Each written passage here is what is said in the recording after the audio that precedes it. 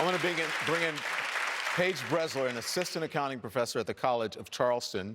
She's originally from Parkland, Florida. She moved to Charleston 2 years ago, and she is leaning towards supporting you or Vice President Biden, but hasn't decided. Paige. Hi. My son Jack is currently a senior at Stoneman Douglas High School. It was just 2 years ago I received the kind of news no parent ever wants to hear. 17 people were killed as a result of a mass shooter. If you're elected as president, what steps are you going to take to ensure me and other parents that our children are safe when they attend school? And how do your plans differ from those of the other candidates? Well, thanks for your question. And no parent should ever go through getting a phone call like that. And no student should be worrying about this the way that so many students across America are. I got a letter from a 14-year-old saying that she's already written out a basic will because she's just that afraid that her next day at school might be her last.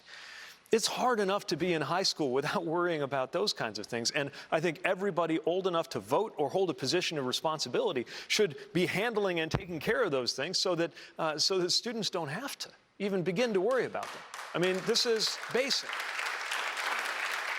So what does that look like? Well, first of all, let's look at background checks.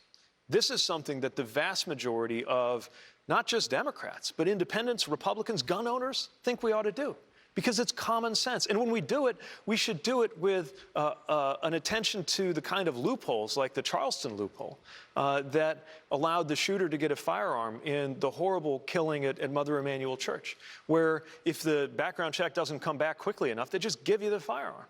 We have to act on that. And the fact that we haven't shows how broken our politics is, and is one of many reasons we need to get rid of the filibuster. That's one of the things that I believe that's different from some of my competitors.